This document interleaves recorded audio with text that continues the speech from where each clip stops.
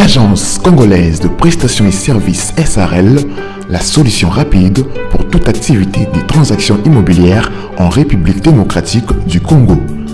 Vente, achat, gestion, estimation, mise en location des biens meubles et immeubles.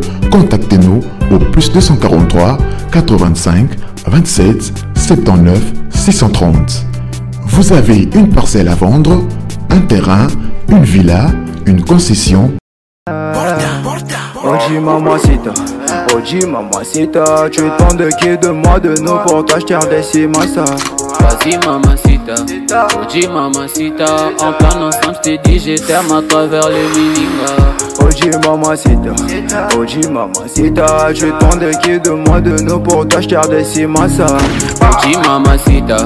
Oji mamacita, en plan ensemble je t'ai dit je t'aime à travers le milinga. Quand je pense à toi je suis pas allé, je suis BG encore. Tu t'en fous de mes reproches et de mes erreurs qui sont moches. La bonne j'arrange mes souvenirs dans la rage de garage. Quand je suis dans le Mbote libota mbote nabino. Sengo mingi ya présenter lupango oyo. Ah toi na macadam, toi na mbinza pompage. Donc on a rond-point pompage, place au bomona ba maison ba indien, ba hôtel, ba école minene zali. Donc le dimanche ba maison nyonso eza fermé, mais tous ali bosso à Prince. Musika tena saut des moutons, il y a rond-point pompage. Bon. Tozonga na laksana no lupango, to laksanzela. Voilà, donc awa to ali bosso lupango.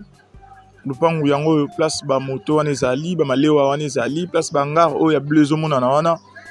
Bazoteka bilamba. Donc lupango yango yo. Yango nde toye ko tala. To katsa, to don to luka to katsa, mais mi tout que zoé belé, ba moto zoé belé, donc to zela to traverser.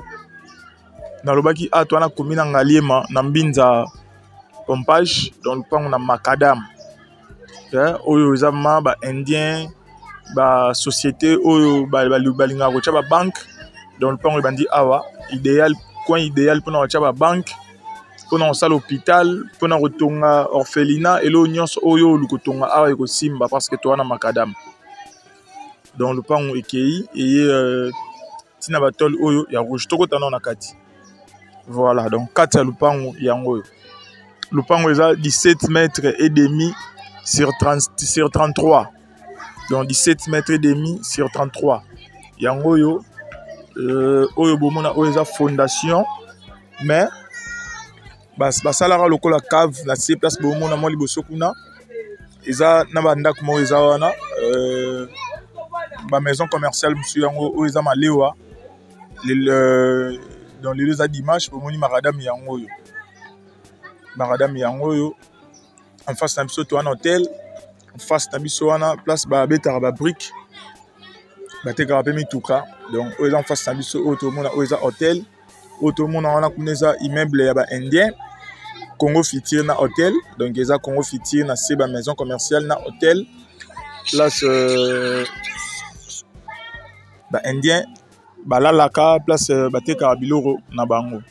Donc à toi na macadam to linga sko to kotana na kati tozonga sou na kati parce que onyo soeza bangar batte kaka tout ça. Donc le pango yango yo le pango za bien emplacement bien awa ko sala banque ko sala école ko créer entreprise et le mob awa donc et vendre kitoko 17 mètres et demi sur 33.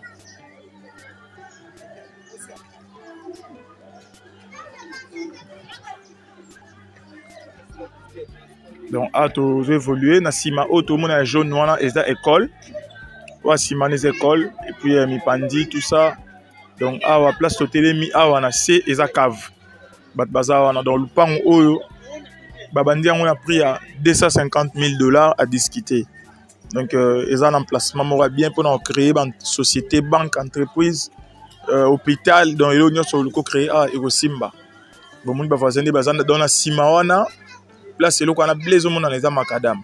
Donc na sima ndako oyo macadam mususu eza wana $250,000 à discuter. Donc ba oyo ba sepeli ko sala ba banque, ba oyo ba sepeli ko créer hôpital monene, ba oyo ba lingara ko créer entreprise moro boye, ko créer siège et entreprise place à Osomba et Yangoyo.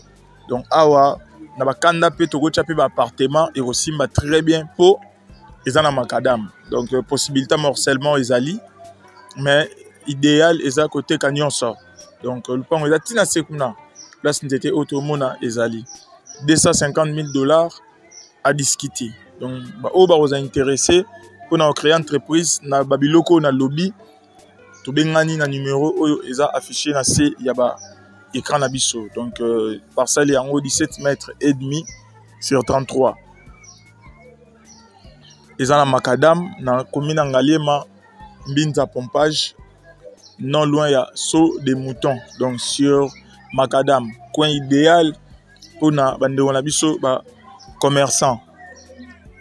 Donc pour na oetikali na ba o ba vous intéressé numéro est affiché, et la vidéo numéro 23. Tobengani, visite Ezali, mais toujours sur rendez-vous. Ndetolobara toujours. Visite Nyon sur tout ça là, sur rendez-vous, vu que tu as un programme et belé. Bonne chance à tout le monde. Merci beaucoup. Bye bye.